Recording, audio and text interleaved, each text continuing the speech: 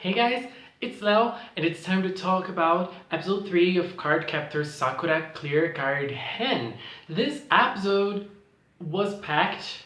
There were lots of things going on in this episode. We've had two different cards being captured, but I still feel that even though we've had lots of things going on, I still feel that the pace of this anime is very, very slow.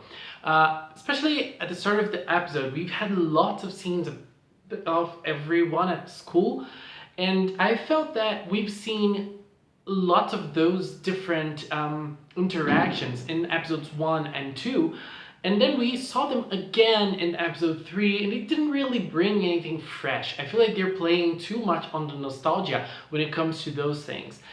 We see lots of those side characters, and I don't know how they will be important to this season specifically. I don't know how things will play out. But we've had two very important moments in this episode. Sakura captured the Aqua card. Aqua card is obviously referring to the water card. It's the clear version of the water card. And it's a different way of expressing the power of the water. I don't really remember how water manifested itself in the first season, although I remember how Sakura captured it, and she ran a lot and she acted a lot. And in this episode, the Aqua card manifested itself in a torrential rain. The rain was very, very strong. It was kind of scary. And it's interesting because I feel like the Gale card is very different from the Wind card. The Gale card is very violent. And the Wind card, at least the Sakura Wind card or the Clo Wind card, is very peaceful. So their powers come in different ways. And the Gale card is more of an attack card. And it was interesting how she used the Wind card in her first season, because it had so many different uses, and it always exuded that peaceful feeling, even though it was used in combat lots of times. The Aqua card is also different from the Water card. Physically speaking, when it manifests itself as a water bird. A very big water bird. It kind of looked like Articuno from Pokemon. It kind of reminded me of Articuno. It doesn't really look like Articuno, but it reminded me of it. And there's something that I am not really enjoying, because in the first season the cards were so beautiful when they manifested themselves. I loved the humanoid forms that they used to have, and now they don't. They seem to be like more animal. They seem to be related to animals more, at least from what we've seen so far. So I loved the mermaid spirit of the Water card. But this is just in detail. When Sakura was capturing this card, obviously Tomoyo had a costume specially done for her at that time, and that costume was really cute. She was like a frog, and I thought that when she was going to capture this card, she was going to confront it. She was going to kind of fight against it, but she didn't. She was able to locate the card, and she used the Siege card to lock it, and then she was able to secure the card.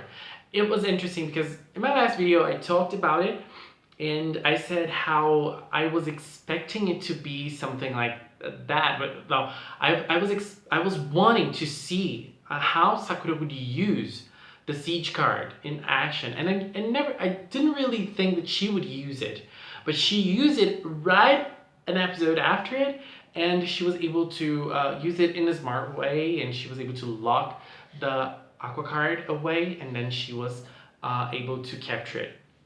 Then in the second half of the episode we saw another card which was a Reflect card, and that card seems to be seems to have a beautiful manifestation.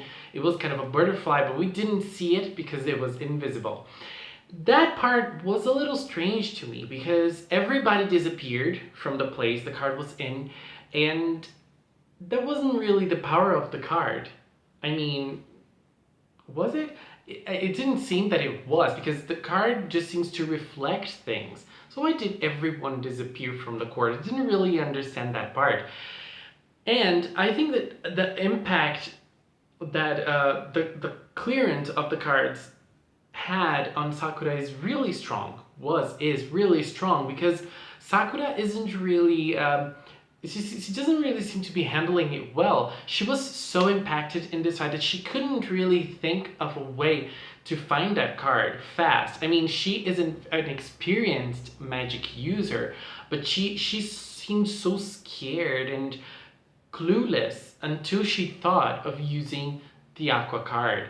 And I felt that it was a little out of place. I mean, Sakura is an experienced mage, and she would be able to use her cards in more of in a smarter way than she used it. And I mean, I think it took some time for her to use the Aqua card to help her secure the Reflect card.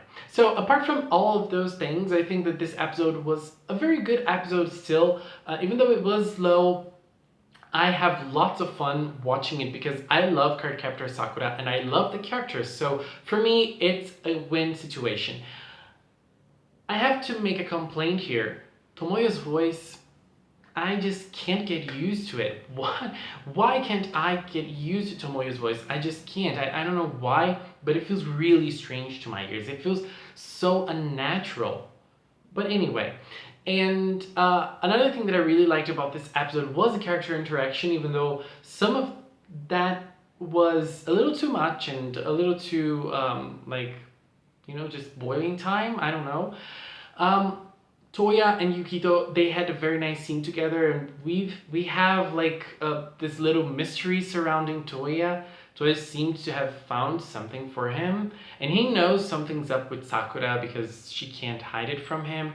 Something's up with Yukito, and he knows it as well. So I'm curious to see if he's going to discover more, if he's going to find out more about what's really going on, and if he's going to actually help.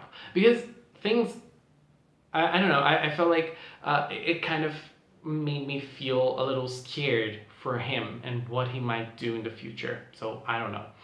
And so I think that's all I wanted to say about this episode. Visually speaking, perfect.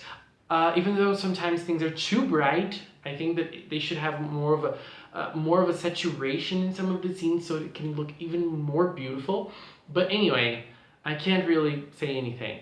And just saying about the last scene of this episode, that person in the suit, in that costume, I think I have a hunch of who that person is, and I'm not really gonna say my opinions on it because it might be a spoiler. It might be the same thing about the costume, and it's related to Tsubasa's ending. So if you